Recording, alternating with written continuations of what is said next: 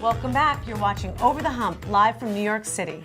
Today we're talking about family conflict and the many causes of it. One significant cause is addiction. Here to share his personal story about how he and his family got over their hump and how he now helps other people is a good friend of mine, social worker, interventionist, and founder of the outpatient program Rebound Brooklyn, Joe Schrank.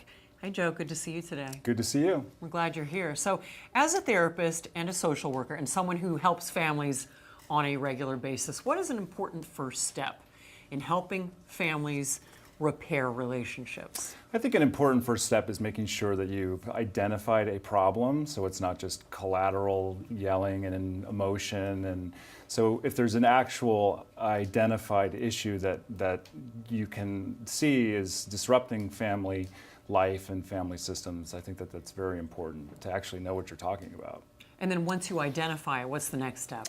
Educating yourself about the problem. Anything can send a family into chaos. All kinds of mental health issues, not just addiction, certainly that is a big one, but depression, anxiety, gambling, eating disorders. There's all kinds of mental health issues that will spin a family out. And when one member of a family is not functioning, the entire family system is thrown off.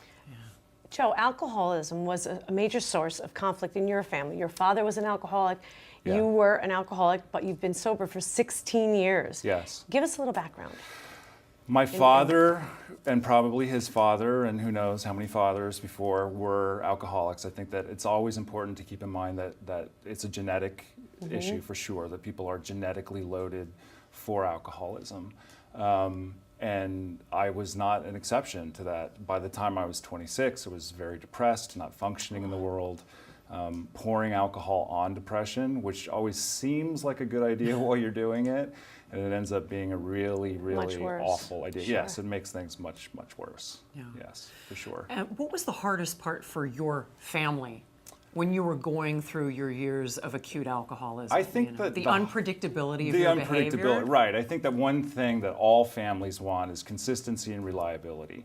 All humans want that. We all want to know what to expect. We all want to know what's happening. And I think that if somebody, and myself certainly included, is in the throes of alcoholism, the measure of accountability and predictability is just gone. I mean, you don't ever know who's coming through the door. Are they coming through the door? What's happening next? The phone just rang. What disaster are we going to be dealing with? And so I think putting families through that, I know my family appreciates the longevity now that I haven't had any, there's been no drama or crisis. So I'm assuming there must have been a great deal of resentment, towards you. Yeah, well, I think that breeds resentment. Yeah. I mean, I think that when one family member has specific behaviors, and it's so insidious because it looks so characterological. It looks like, get it together and stop behaving so badly.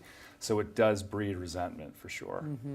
Once you made the decision to put down the bottle and get sober, and once you got into recovery, how did you begin to make things right with people in your family and your closest friends? It's a very long process to make things right. I think the first part of that is acknowledging our part in things when things go wrong. And because sometimes people get very invested in, well, let me tell you what you did. Right? Everybody else's fault. So common? It's always everyone else's fault. Right. We can talk about me, but if you didn't do that, then I wouldn't be doing this. Well, exactly. There's that whole issue. And so I think that it's the first sort of step to amending or repairing is, okay, well, this is what I did, and this is what I'm not going to do anymore. And actions speak much louder than words. Isn't that the truth? We can apologize up and down, but if people have no measure of trust with us, we have to give that a lot of time with a lot of consistent behavior so that they can trust it.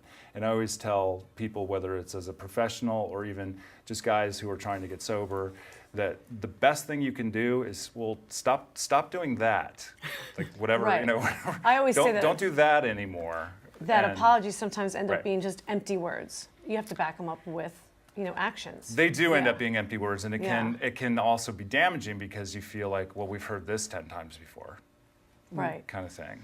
So has spirituality or meditation for individuals in a family in crisis, do you find that that helps? I think spirituality helps everything, really. I mean, I think it helps our functioning as humans, whether people have a mental health issue or an addiction or not. I think it's an important part. Meditation certainly helps people. I think that as lots of men are resistant to meditation, but I think that meditation takes so many different forms. I think anything that's mind clearing, things that are physical or repetitive can really be helpful. I'm really into Soul Cycle, which is, I don't know if you have. I was just going to say, my for husband people jogs. who don't know what Soul Cycle is, it's something in New York City, and I think they've probably expanded. It's a spin class. Exactly. It's a very It's a well-known spin class company. They have a pretty unique take on it, and it's the best I feel all day. Right. And in spite of my robust appearance, I'm very committed to this. And literally, I think that the repetition of it is kind of my meditative practice. Yeah. Right, that's what happens with my husband. He does that every day. He religiously runs, and it's his time to find center, and goes through his day, and it's peaceful. Last question for you, Joe. From not only being a dad, but also your years of personal experience in the field of social work and family therapy, what have you learned about the bond of family and how powerful it is? It's who we are. I mean, I think that family traditions, I think that it all comes together to define us not only as individuals, but as a culture. That, you think about things in terms of a backyard barbecue or a holiday celebration or a graduation, a baptism, or any sort of, bris, whatever it is, whatever your flavor is, that I think it sort of comes together and that's who we are. It's our thread, I think. It really is. Yeah. And I think, and one of the things that we're so adamant about in terms of family life is a bunch of functioning families sutured together is a functioning community. And so it's really critical. We've got to leave it there. Joe Schrank, thank you so much for coming on today. Thank you. It's great meeting you. Thanks.